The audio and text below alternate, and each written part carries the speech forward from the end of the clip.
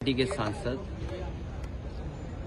लगातार पहले भी जंतर मंतर गए और आज जब लोकसभा में सवाल जब उठाना था, सवाल उठा करके लोकसभा का एडजॉर्न करके उस समय फिर मौके पे पहुंचे। जो देखा और जो व्यवहार सरकार का और पुलिस का था, लाठी चलाना, आंसू गैस के गोले चलवाना, प्राइवेट ड्रेस में पुलिस आकर के छात्रों को, युवाओं के साथ जो व्यवहार किया है, सुनने में आ रहा है कि कुछ इलेक्ट्रिक टॉर्च भी थी या डंडी, जो भी बोलेंगे उसको।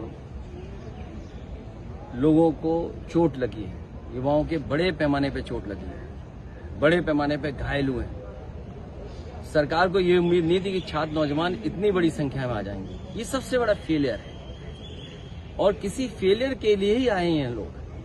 आप नीट की परीक्षा नहीं करा पा रहे हैं और जो परीक्षा कराई, जिस तरह से धांधली हुई है, सब बीजेपी के लोग शामिल हैं उसमें, और दोबारा भी परीक्षा कराई, उस पर भी प्रश्न लग रहे हैं। तो आगे का पिछले इतने वर्षों से छात्र, नौजवान और युवाओं के भविष्य के साथ खिलवाड़ कर रही है सरकार। वही गुस्सा दिखाई दे रहा है, वही इंकलाब का नारा बन रहा है, वही एकजुटता दिखाई दे रही है। इसीलिए इतने बड़े पैमाने पे देश के युवा यहाँ दिखाई दे रहे हैं। कल भी लोकसभा में जो आज घटना हुई है वो हम लोग उठाएंगे। समाजवादी पार्टी का एक और मुद्दा है इसके अलावा कि राम मंदिर का जो मुद्दा है डोनेशन वाला, उस पर भी सरकार यहाँ पर अपना रुख स्पष्ट करे, ये भी आप लोगों की डिमांड है।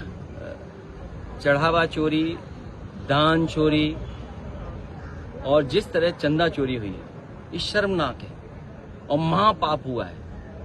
महापाप का कौन जवाब देगा? उसके लिए तो सरकार को आगे आना पड़ेगा।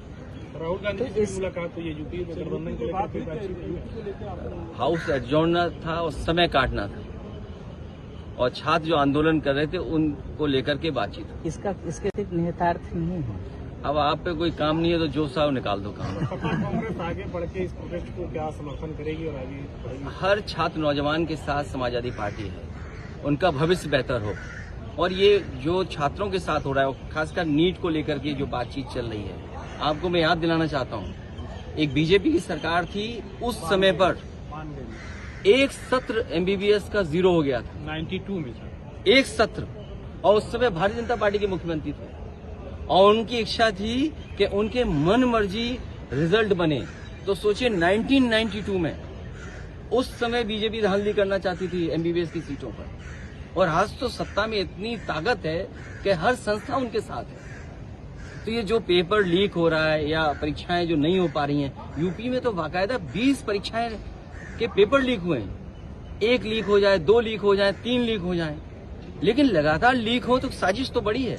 और फिर नीट जैसी प्रतिष्ठित, इससे बड़ी परीक्षा, इतनी बड़ी परीक्षा के लिए पेपर लीक हो जाना भी शर्मनाक है सरकार के लिए। जो ये कहते हो कि हम विश्व गुरु बनने जा रहे हैं, अमृत काल चल रहा है, विकसित भारत, क्या विकसित भारत में ये होगा कि पेपर लीक हो जाएंगे?